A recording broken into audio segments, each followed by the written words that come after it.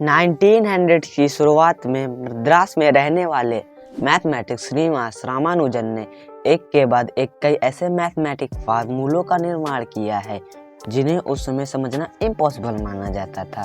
लोगों के पूछने पर उन्होंने बताया कि ये फार्मूले उनके सपने में आया करते थे और 1905 ईस्वी में आइंस्टाइन ने बताया कि उसे अपने थ्योरी ऑफ रिलेटिविटी की इम्प्रेशन उसे एक अपने सपने से मिली थी और 1913 ईस्वी में नील्स बोर ने बताया कि एक दिन उसे अपने सपने में आइटम का स्ट्रक्चर पता लग गया। हमारे पास ऐसे हजारों जीनियस लोगों की कहानी है जिन्होंने अपने सपने में कुछ देखा और उस सपने से ह्यूमैनिटी का पूरा फ्यूचर ही बदल दिया। लेकिन यहाँ पे सवाल ये है कि आखिर सपने क्या हैं? तो let's explore why do we dream.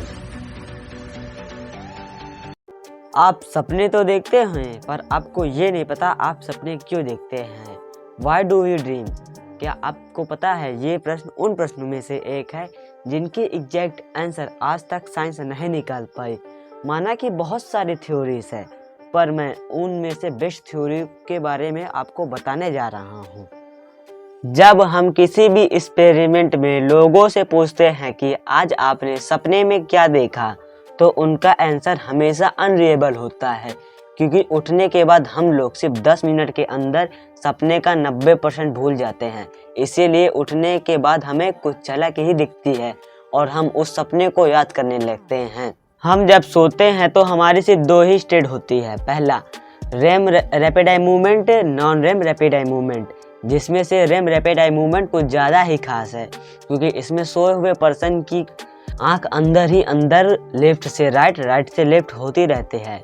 हम इस मूवमेंट को देख सकते हैं अगर हम किसी भी सोए हुए पर्सन की ब्रेन की कंप्यूटर रिकॉर्डिंग करें तो। अगर आप रेम स्टेट में किसी सोए हुए पर्सन के ब्रेन की इलेक्ट्रिकल एक्टिविटी को देखोगे तो आप कुछ विचित्र चीज़ों को देखोगे।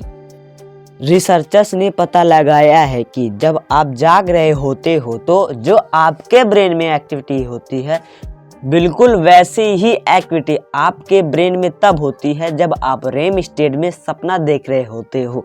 इसका मतलब ये है कि रेम स्टेट में आपका ब्रेन अच्छी खासी एनर्जी यूज़ कर लेता है, पर आप लोग क्या कहते हो, हम अपने ब्रेन को आराम दे रहे हैं।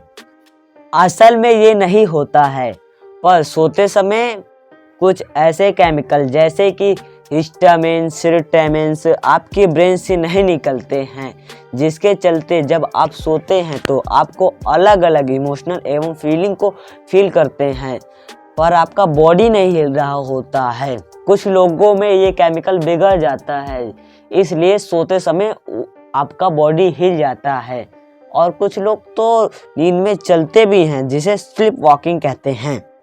कभी कभी ऐसा भी होता है कि आप रेम स्टेट में जगे होते हो पर आपका बॉडी नहीं हिल रहा होता है।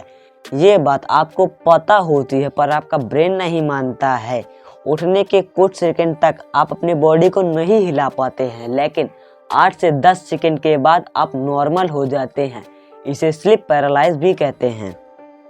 आप सपने क्यों देखते हो? अब ध्यान से सुनिएगा।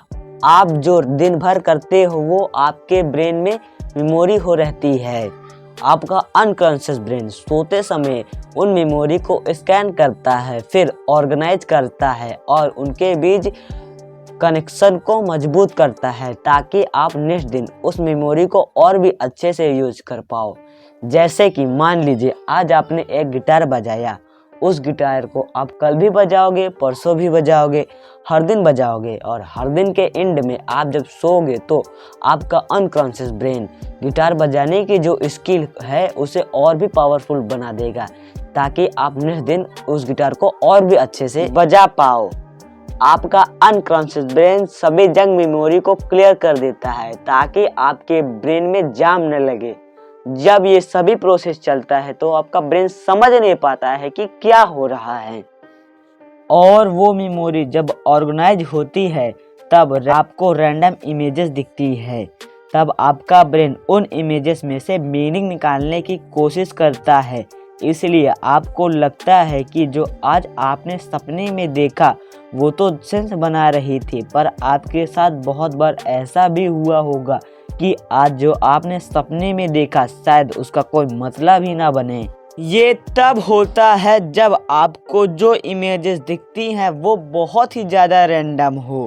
पुराने ज़माने के लोग घटना को सपनों से जोड़ देते थे। वो कहते थे कि जो आप सपने में देखोगे वो हो जाएगा, लेकिन मॉडर्न साइंस कहती है कि ड्रीम्स हमारे अच्छे के लिए होती हैं, क्योंकि उस समय हमारा अनकॉन्शियस ब्रेन मेमोरी के बीच कनेक्शन को मजबूत करने की कोशिश करता है और ये टोटली रैंडम है, इसीलिए इसकी मीनिंग निकालने का कोई फ़ायदा नहीं है। 1899 ईस्वी में सिगमंड फ्रायड ने अपनी book the interpretation of dream में बताया था कि हमारी ड्रीम हमारी विश को पूरी करने के लिए होती है। जैसे एक ऐसी इच्छा जो हमारी असली लाइफ में पूरी ना हो सके उसे ड्रीम्स पूरी कर देती है।